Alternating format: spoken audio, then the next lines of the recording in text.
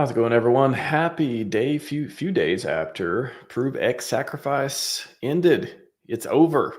It's over. Can we go up now? Is the question maybe on a lot of you's minds. Or you've simply said, hey, I'm just going to wait. And when it happens, it happens. It's also an option. Anyways, today, I want to see if we could get Cryptosolv to come on and give us an update on all the flurry of moves and ETH and everything flying around the last few days. So pretty excited to get into it with him for a few minutes. It'll be a short stream, so get your questions in as soon as you can, and we'll answer as many as we can as far as we go. But yeah, I'm excited. I get to chat. If I'm good to you right now, hello chat. Appreciate you. And without further ado, welcome back to the show, Cryptosolv. How's it going, man? Hey, man. Yeah, good. Thanks. How are you? Going fantastic. 2026 has went off with a bang. How are you feeling? Yeah, good. 2026, I wrote a speculation post, I think, in late December or early January about whether or not we see a January bottom, and so far we've seen a January bottom, so I'm happy with that. Are you saying that the lows, the bottom of the bottom just keeps bottoming? I'm hoping it's a definitive bottom for now, but I think that we probably see a lot of volatility once ProveX launches. I can touch on that, I think, because there could be more bottoms on the way. Absolutely, yeah. I mean, that's. I think there's so many different directions on the. You got the macro stuff. You got ProveX. The sacrifice is over now. When the speculation on token launch, when it's going to happen, it's even the ProveX account said could be shortly after, all that stuff. You want to take us through just kind of what we saw the last week? Like, I think the big question is, like, everyone was expecting, hey, the OA is going to do something, or some big entity was going to come in and get a lot of supply. That seemed to have happened to some extent, like 75% or so, if I remember reading your post. But yeah, I'll pull something up on the screen, but you want to just walk us through a little bit of what happened the last week or so? Yeah, sure. So I guess last 5 days of the phase were the flat rate bonus phase, where sacrifices during that time period no longer impacted volume bonuses for other people.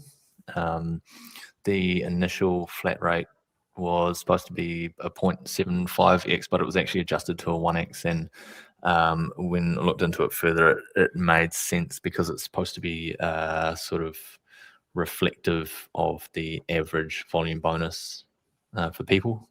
And for the Pulse and PulseX sacrifices, the maximum volume bonus was 2.5x, which sort of the way the volume bonuses work, it's sort of the average volume bonus is 1.5x, and so a 0.75x flat rate. Was half of that is supposed to be sort of directly proportional. This time we've got a maximum 3x volume bonus. The average volume bonus ends up as a 2x, and so a 1x flat rate is the sort of proportional volume bonus. So yeah, there was sort of, I think, like a last minute change on the website to all of a sudden there's a 1x flat rate bonus, but actually that's how it was always supposed to be. So it was probably just a sort of copy error over from previously used bonding curves. So yeah, that last 5 day period saw, what was it, 122,600 ETH enter from, I can't remember there we go, 961 unique addresses, anywhere from like 100 to 500 ETH per address. There's got to be some automation for this, right? Like there's no. I would have to imagine so. The speed at which some of it happens is sort of like, you got to be clicking pretty fast. Yeah. There's probably like doing almost 1,000 wallets. It's just, this is crazy. Yeah, I would not want to manage those, even with automation. Maybe there's some. Yeah, I'd say there's some scripts involved, and obviously there's some like, it's not the first time hundreds and thousands of wallets have been managed, so it's there's got to be a system in place behind the scenes. That, because of the SAC rate, right there, yes, $388 million entered, but it actually didn't drastically increase the size of the points supply.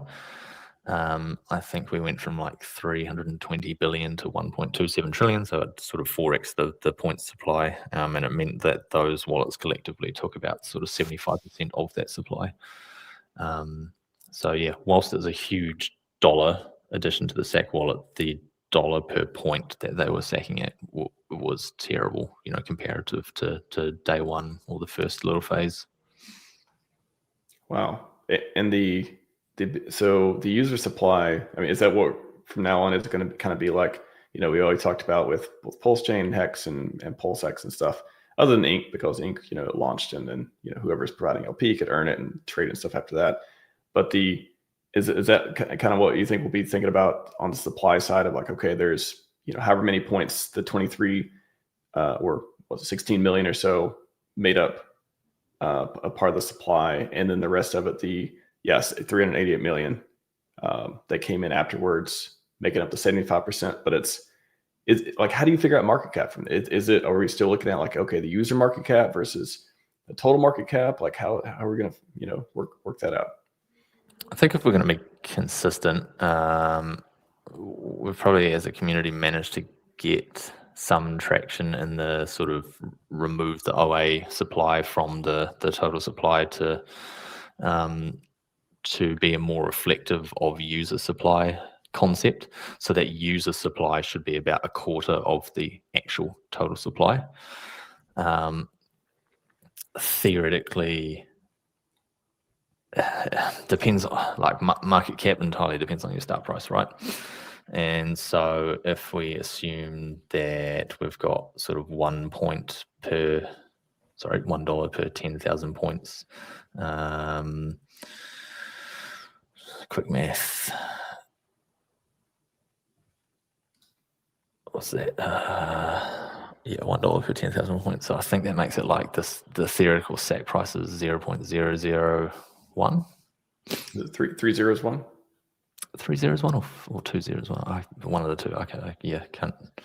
Whatever 10,000 divided by 1 is. Actually, I had a post on this, and there was some replies. So I'm curious. But then volume bonuses play in, so it's sort of 3 zeros and a 1. Yep, there you go. So 3 zeros and a 1, which is same concept for Pulse and PulseX. It's what everyone refers to as the SAC price. That price is lowered with volume bonuses, and as I said, theoretically the average volume bonus is a 2x, although one pool took the vast majority of the volume bonus. They've got like a 2.6 or 2.7 x, so their cost basis is lower. But theoretically, if you started it at 0.0001 per token times 32 billion supply, I think that works out to about $32 million. Okay. 3.2 million dollars would theoretically be your starting market cap if you started it at that price, and if that's going to be the actual token supply. So yeah, that if you include the theoretical OA supply, I guess that bumps it up to 12 mil pretty quickly. But if you remove that, you would say that theoretically it could start at 3.2 million if that's the start price, but market cap is literally just supply times price. So that price might not be the start price that whoever sets up the initial liquidity decides is fair and reasonable. There's obviously a balance between the guys who've got the big volume bonuses. If you started at a 0.0001 price, suddenly they've acquired it at sort of like a 2.6x less than that. So they would instantly be up sort of 2.6x, and then that makes for a challenging sell environment off the bat. It sort of depends on the environment that's happening at the time, how it's paired, the general charts around it, how it's performing as to what sort of impact that has on the chart and the ecosystem. It's very hard to predict. This will go to one of two ways, and both of them are very volatile.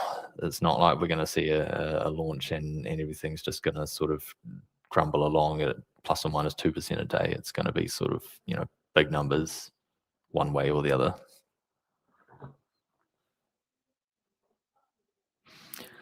But like the fact that he's asking questions about it in terms of sort of like the zero value and the liquidity setup implies to me that we're probably not far off. And interestingly, these questions are posed publicly, but I expect they are already answered. It's more of an exercise in just making damn sure that nothing has been overlooked.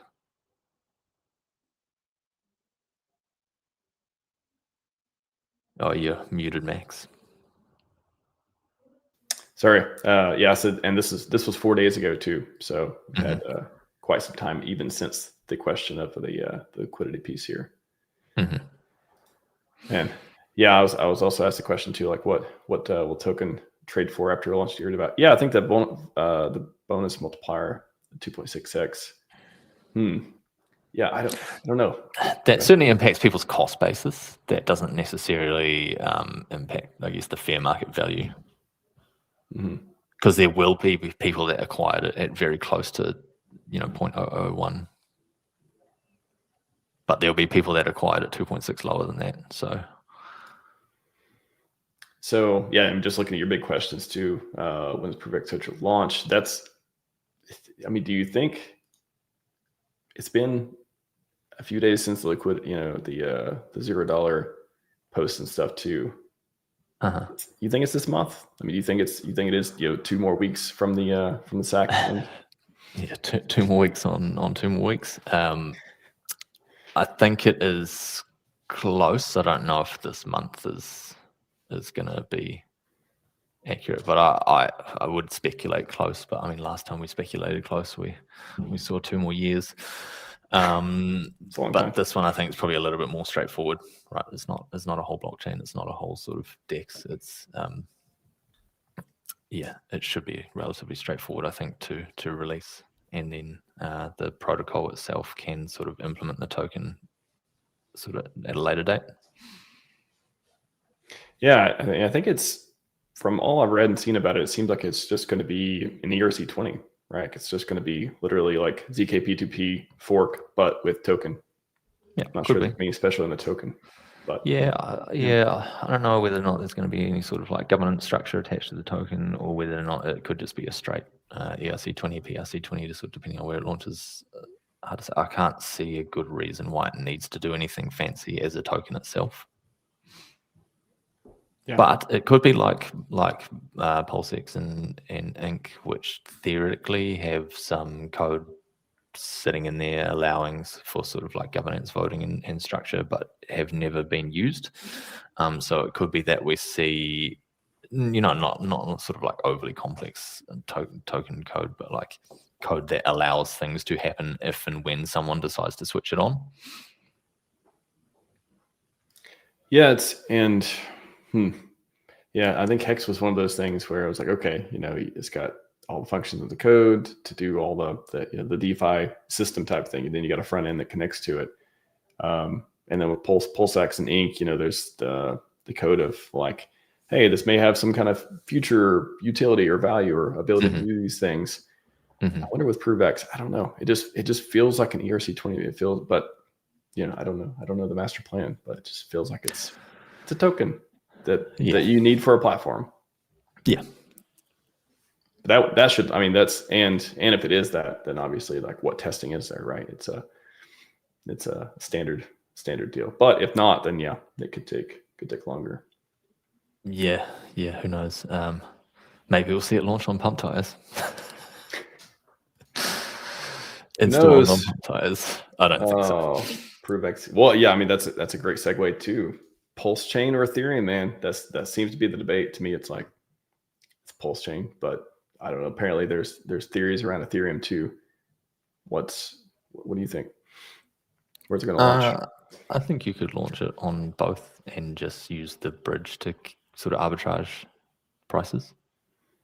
So you just, launch it on PulseChain and then just bridge a massive amount of supply over onto Ethereum and set up a liquidity pool if you wanted to sort of have it available. Obviously, it's a sort of bridge derivative, so it would be even more handy if it is just a straight PRC20 token, which doesn't really have any sort of fancy underlying code, because then it doesn't need it. If it's just a bridge derivative token on the other side, it's not really a big deal. You're not sort of losing functionality in that respect. So, yeah, I think that could be the way you could do it, is just launch it on PulseChain and then just bridge a pile over to provide liquidity on Ethereum as well. I don't know really what that achieves other than sort of easier market access for people who aren't currently on PulseChain. But is that sort of the ultimate goal? I don't know. Is the ultimate goal to have a standalone token which is going to stand on its own 2 legs and perform irrespective of PulseChain, or is it a token that is intended to sort of improve the state of PulseChain and sort of try and drive inflows? And the question's hard to know. I can't imagine there being like, hey, you can use ZKP2P on Ethereum with those gas fees. I can't imagine spinning that into like, oh yeah, you could use it there. But I could definitely see there being some kind of connection there, some kind of bridging. But still, to use the product, you probably, I don't know. I mean, to me, I think the most compelling theory is, what the Trojan horse for PulseChain, right? Like, okay, we have this killer app, now you got to come to PulseChain to use it. I mean, it can be multi-chain. There's no sort of major reason it can't be, other than sort of additional admin. And then it's just sort of like how you then implement it's a buy and burn, right? That's proposed, sort of like a 2%, 1% from each party. How you sort of physically implement that, is that quite a manual process, or presumably there's some sort of contract basis behind it? Don't know. Yeah, launching it on the different chains, so it just seems messy in a way. Like, it seems like it'll add some complexity that I can't imagine. I don't know. I just keep going with the simplest thing. But I think if you consider, like, if I'm just looking at, say, ZKP2P as a concept of what's currently out there and working right now, you can buy tokens on like 20 or 30 different chains through ZKP2P. So there's obviously sort of some cross-chain capacity, and I don't know whether they're holding sort of liquidity on each of those chains, and that's how they're achieving that. Or I don't know. Like, I know that there's a lot of liquidity on ZKP2P is user provided, and there's incentive to do so. I don't really understand. Well, it's hard to know until we see the product, right? And the product itself, everyone says, it's just a straightforward fork. I could fork it tomorrow, and like, you could fork it on one chain, and it would probably work just fine. But like, it's kind of like all the things we see, like Tornado Cash forks. Just because you can fork them doesn't mean people use them. It's got to be done in a way that is sort of user friendly, functional, backed by something. And people want to use it, and it isn't just a sort of straightforward shitty fork that just fades off into existence. Is this the year of PulseChain? Are we finally doing it? Are we finally getting the glory? We got the ProveX coming up. We got the tablets. We got everyone is either still here or not. Is this the year? I think it could be, but it probably depends a little bit on your reference point. There's a reasonable uphill battle to say, well, can we get back to all-time highs, and can we surpass those? Yeah, we could. There's a lot of people bag holding that would love to be out sooner rather than later, I think, at this stage. So there's a lot to work through and to sort of battle through to get to that point. But I guess, as we have seen over the last 2.5 years, there are a lot less large bags, and those large bags that still exist that are likely to sell are getting smaller, and are getting smaller at a sort of progressively rapid rate. Just from a sort of token number point of view, the lower prices they sell, the more tokens they have to get rid of to realize that dollar value. So I think we're seeing I think we're seeing, I don't want to say intentional, but I think we're seeing the likely outcomes of thinning down liquidity and not dumping tens of millions of dollars into the chart to try and sort of fight a losing battle. At some point, you sort of just have to let the community do what they're going to do and ideally form a natural bottom, slightly unnatural given that some money was recently pumped into the chart, although that was before the recent bottom. So yeah, I think to a degree, you sort of have to let people set a natural bottom and go from there and stop sort of throwing money at people who are just abusing it. But at some point, you'll probably get to a point where people stop abusing it and people realize, well, actually, hey, there's some upside here rather than I'm just trying to limit my downside. Yeah, So, I mean, I think, yes, I just think it depends on your reference point. If people are just going to use like all-time highs as a reference point, they might be disappointed by 2026. If people are going to use sort of recent bottoms as a reference point, then I think, yeah, 2026 is going to be positive. And that kind of goes to show that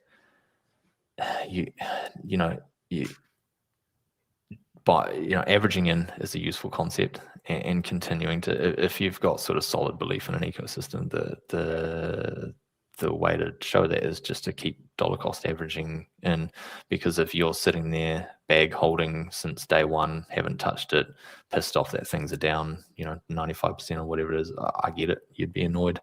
But throwing all your eggs in one basket for the SAC phase 4 years ago and then not spending a single dollar to sort of lower your cost basis is pretty foolish.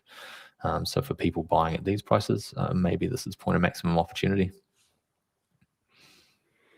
Does it feel like the ecosystem, I mean, the liquidity, we've had some injections and stuff, and then of course the hundreds, thousands of ETH that came in for the SAC and stuff too.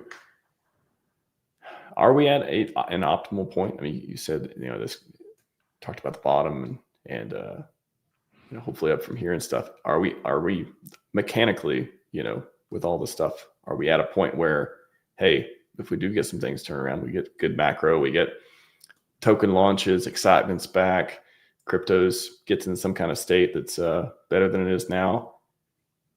Is this a good place to start from? I think so. I think we still need to see ETH charts in particular that are probably quite a bit higher than they are at the moment to back that.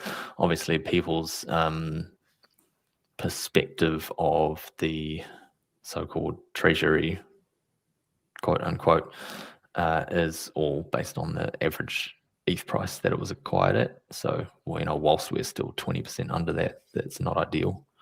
If we're 20% over that at some point and everything else is sort of looking pretty good, then yeah, hey, I think that we're in a good position. I mean, I think we're probably in a reasonably good position right now. But what I am speculative of is that we do see the potential for another bottom if ProveX is launched in the sort of wrong environment or with liquidity set up that incentivizes people to dump to chase it.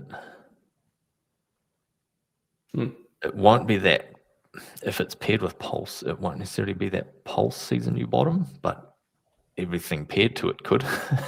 So Hex, Inc, PulseX, the great rotation to something else paired with Pulse could well happen. And so we might see new bottoms on other stuff. It won't necessarily create new bottoms on Pulse unless large players decide to exit their ProveX positions after 2 to 5x, and then the only way out through the bridge is via Pulse to stables or ETH, and then yeah, we probably then do see some new Pulse lows. So I think the way in which it's set up and the way in which the liquidity value is set initially, it bears quite a significant impact on what happens afterwards, because one way or another, I think I probably see a dump coming. It's just how big and how long that happens. What may happen is that it's set up in a way where everything else does dump and people are throwing their toys and saying, oh, why did you set it up like this and blah, blah, blah. And then suddenly a whole pile of capital is injected into everything that did dump. And then everything sort of sees a benefit from there. So it's hard to know. People are going to do what they're going to do. People are going to chase the shiny new object. And it's up to the sort of big bag holders of the shiny new object to let it run and not panic on the first 2x. I definitely like wildly more gains than 2x. I definitely would. Yeah, that would be nice. But I guess, again, it depends on your cost basis, right? So 2x for someone who has a small multiplier is very different to a 2x for someone who has a 2.6 or 2.7x multiplier. That's true. That's true. Real quick, shout out to Lawless, Jay, everyone doing the tablets and all that stuff. If you were in the Texas or Arizona would like a box of tablets to hand out, please send a DM. Pallets. We got pallets coming. There's pallets coming. Doing the pallets. Nice. Hand it out for the people, onboarding, all that fun stuff. You think this is the year of onboarding for PulseChain? Or are we going to nail it this year? Like, if crypto is doing good and we're able to get some traction in crypto in general, you think people getting tablets will actually do, oh yeah, I'll go to the website. And then, you know, in the right environment, do you think they'll be even more effective than it is right now? Yeah, I think they'll be more effective with a new product on the table, and hopefully a product that has a chart that looks nice and green, and hopefully an ecosystem that generally has charts that are sort of look like they've bottomed and look like they're sort of generally trending upwards. I think that's the time to deploy mass marketing, is when things are consistently heading in a positive direction. Deploying mass marketing and then watching things bleed lower and lower and lower and lower and wondering why people aren't onboarding is just a sort of fruitless exercise. So you might as well,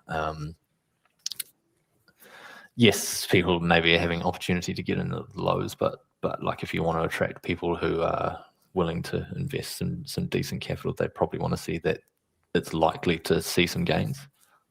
So I think, yeah, you got to pair them with green candles, and I know that's potentially unpopular, but you got to pair it with green candles. It is the most effective marketing out there.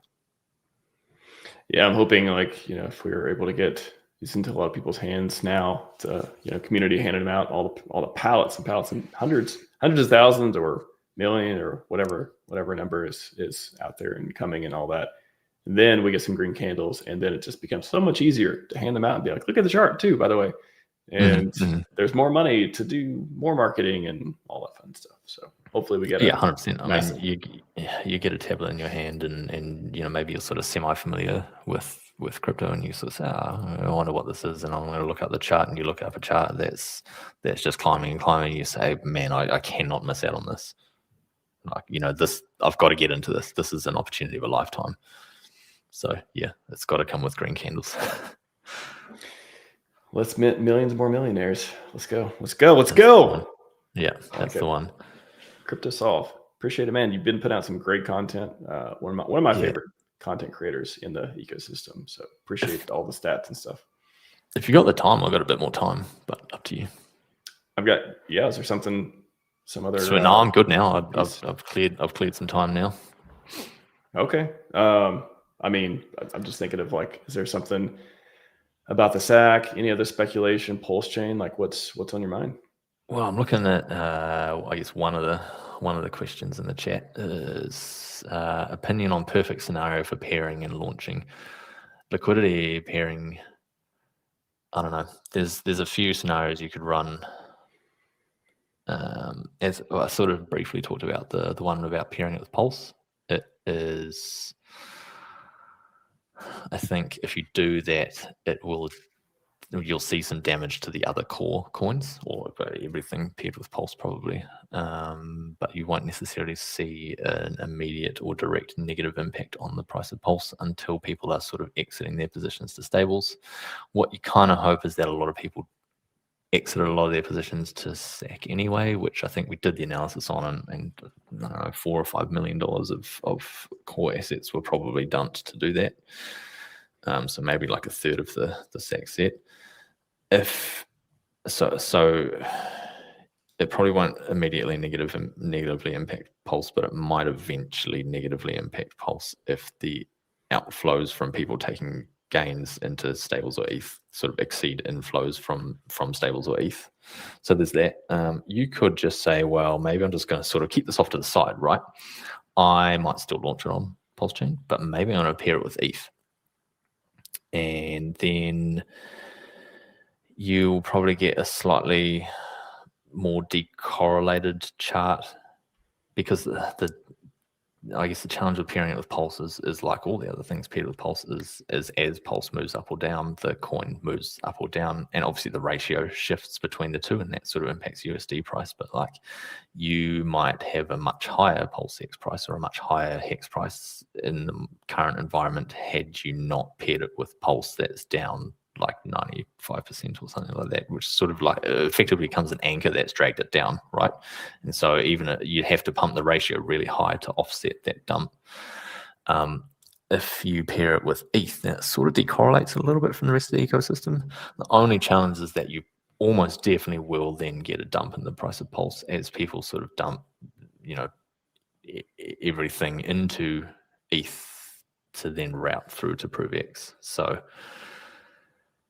you're probably going to get, it decorrelates the actual ProveX chart a bit better, but it probably does damage the ecosystem more in the short term, hopefully. Ideally, this is not long-term damage, but if you want a single chart that's performing really well, that might be the way to do it.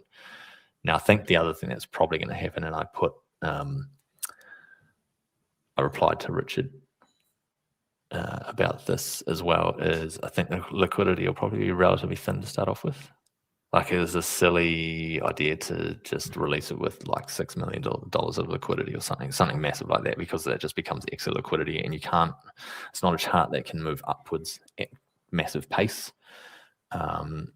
So relatively thin, 200 to 400K probably means a very volatile chart, which is fine. It means people with large positions can't just exit that size, which is useful when you're trying to stop it from going down. So I think it will probably be relatively thin liquidity, and the more I think about it, maybe it will be paired with Pulse, but there's a chance you could pair it with ETH stables if you wanted to sort of decorrelate that chart and just say, hey, here's a PulseChain coin that's doing really well, but it's not necessarily heavily paired with Pulse at the moment. Like, that might change, right?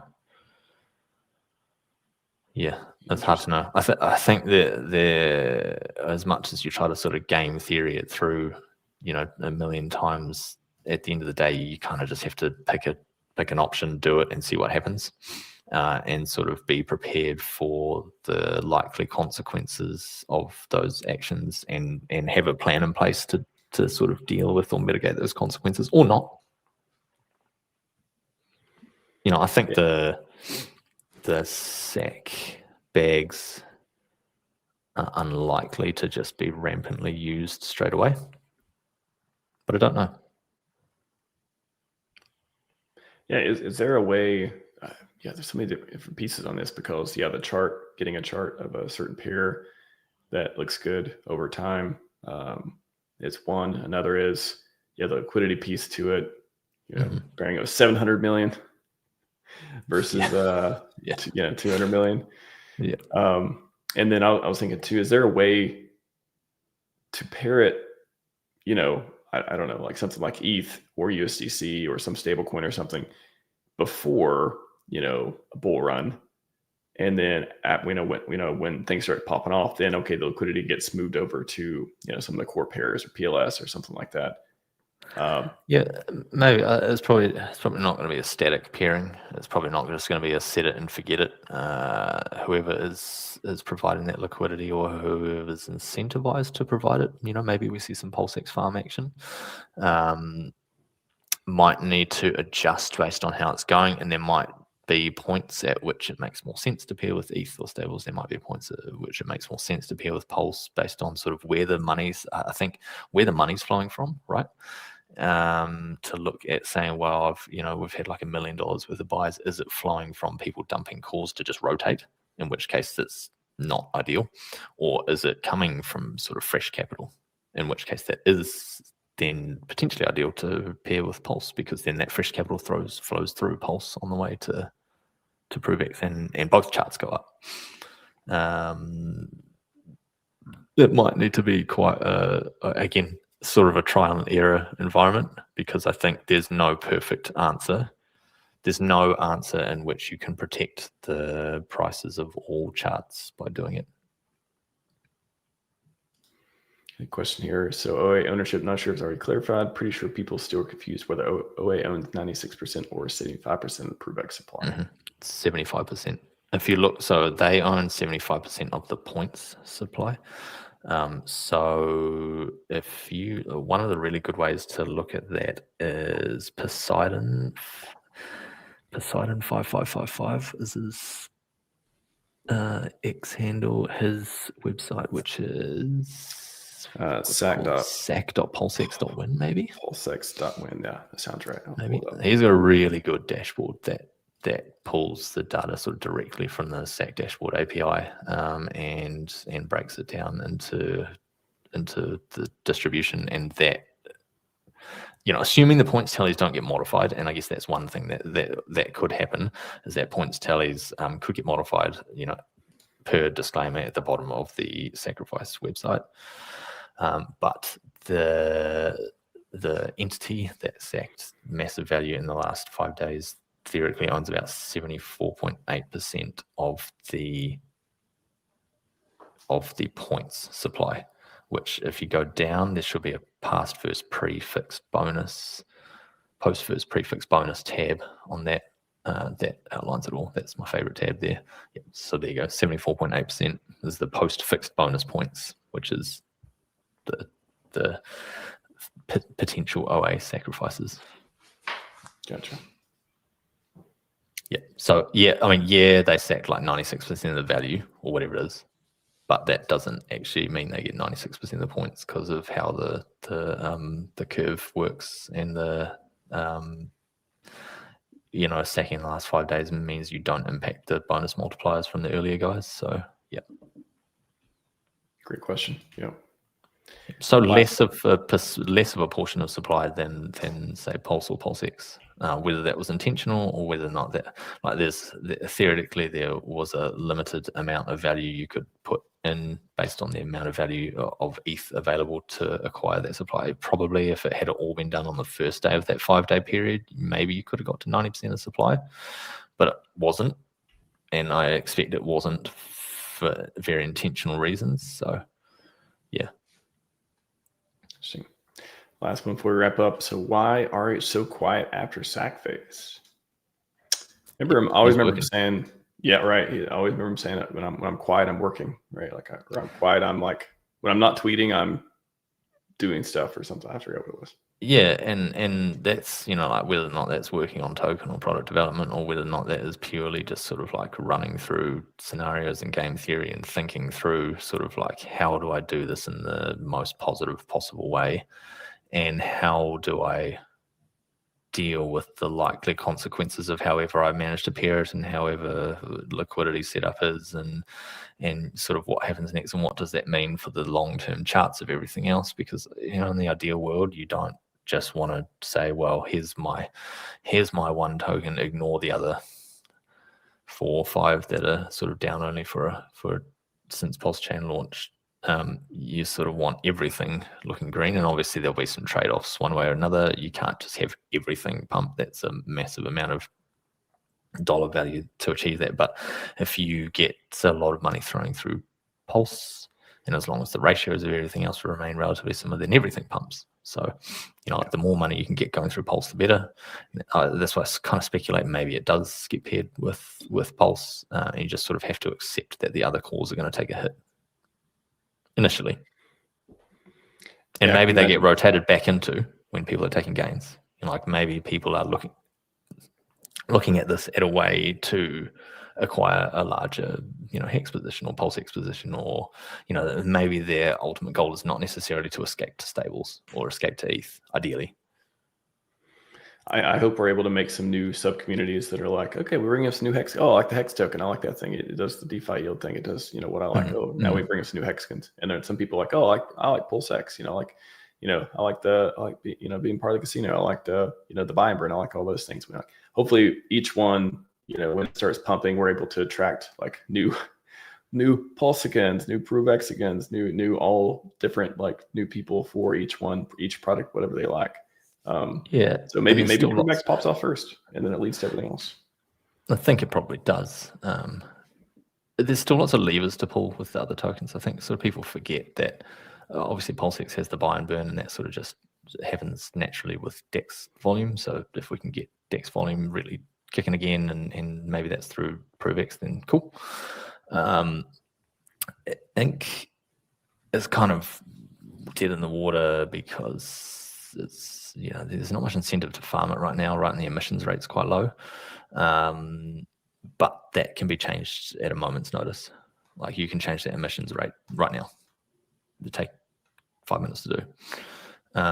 Hex has some slightly trickier strings to pull because all of the sort of known OA supply was staked, long staked out.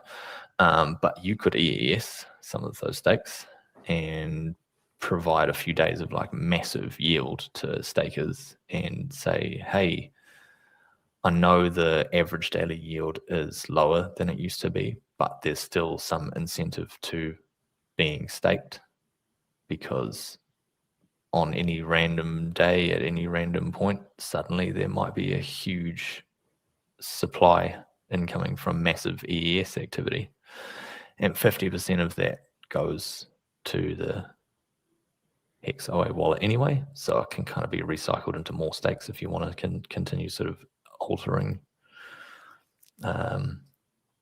But I don't know, there's probably got to be some incentive again at some point to really lock up your Hex and stakes. Well, at least with that one, if there are merchant stakes, then it wouldn't be like immediate sell pressure. And hey, if Hex is doing good, maybe it doesn't turn sell pressure at all. At least it could become sell pressure once the stake ends. But unless that's emerging and staked, and then it just get me excited about seeing all the hex functions work. Yeah, if you look at it, I posted about it the other day as well. But if you look at like one guy EES'd like 100 million hex in penalties in 3 stakes or something the other day. It was massive penalties. So those early pre-big payday stakes are still so expensive to EES, right? Like you can still barely scrape the original value with a sniff of yield from those. So you don't get to realize the yield until much later down the line for those really long ones, which means that people are still incentivized to hold old ones. And if they're going to EES to realize some value, that's fine. They're just going to gift stakers, really big payouts on certain days. And I think the payout that day was like 3 or 4 hex per T-share, which is much higher than it has been for a while. It used to be in the sort of average 6s to 8s. 6 8s, and then it was 1.6. I feel like 1.5 and 2 for a long time. Like you see a big day like that, and all of a sudden maybe it sort of shifts people's perspective on like. Yeah, I see a lot of chatter about people being like, "Oh, there's still so much hex sell pressure. There's still so much." It's just not as much as people think. But yeah, there's a couple of guys that are constantly ending stakes, a couple of mil hex every 2 weeks and selling it on the open market. Okay, all good. But it's not actually as common as you think. Yeah, I think, I'm excited to see all the stuff go up. The ProveX liquidity, again, I have no idea what the interesting pieces would be. I feel like a lot of it's depending on the market conditions too, the players, 100%. Providing it, the strategy, the goal behind it. Oh yeah, but whether it's USD, whether it's stables, whether it's ETH, whether it's Pulse, that's gonna be exciting to see. Come on, 2 more weeks. Yeah, I think lots of people expect that they'll be picking up ProveX at an 85% discount, right? And so it happened with Pulse and it happened with PulseX, and people just sort of sitting there being like, well, I'm not going to buy it when I'm not going to sack, or I'm not going to buy it straight off because I'm going to pick it up on an 85% discount later on down the line. Maybe this is the one that doesn't do that, and maybe you're left in the lurch and you're sort of like forced to buy at higher prices because you were sitting there waiting for an 85% dip that sort of never came. It's not to say it'll never come, 2, 3, 4, 5 years down the line. Yeah, okay, sure, you might get your 85% dip, but are you going to sit there and watch it do a 10x or 100x before that and just sit sidelined while you're waiting for your 85% dip? That seems pretty stupid to me. So I think that there is an opportunity to say, yes, you've got a couple of charts that probably haven't performed as well as we would like in the last couple of years, but this one is just going to rip your face off. And you're going to sit there and wait for that dip, and it's just not going to come. And at some point, 2 or 3, 2, 3, 4, 5, 10x up, you're not going to be able to sit on your hands and say, oh, I'm still not going to buy. Green candles beget green candles, and people struggle to ignore them. Let's go get that outrageous wealth, man. I'm in an outrageous wealth mood. 100% 2026 outrageous wealth. Can I get a konnichiwa for outrageous wealth? Konnichiwa! Let's go, man. Nice. I like that. It's great. Shout out to Triple Dad Magic Carpet Ride for sharing that one with me as well. So fun. All right. Wrapping up, everyone. Are you not entertained? Cryptosolv came on, stayed for a little bit, answered some questions. Going to go back to winning and creating more content, I imagine. Thanks again for hopping on, man. Always appreciate it. Yeah, thanks for having me. Yeah, let's go down and dance. That's all we got for you today. Scivive and 5555. We are out. Let's see if they talk to Kendrick Lamar one time.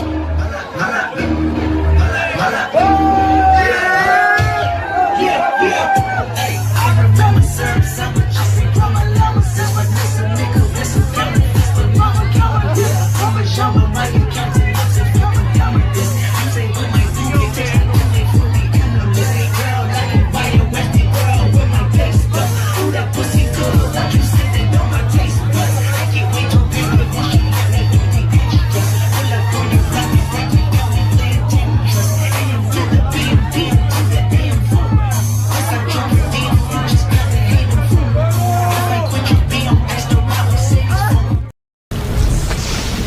You must be able to see it, Mr. Anderson. You must know it by now. You can't win. It's pointless to keep fighting. Why, Mr. Anderson? Why? Why do you persist? Because I choose to. This is the greatest thing I have ever seen in my life! This is amazing!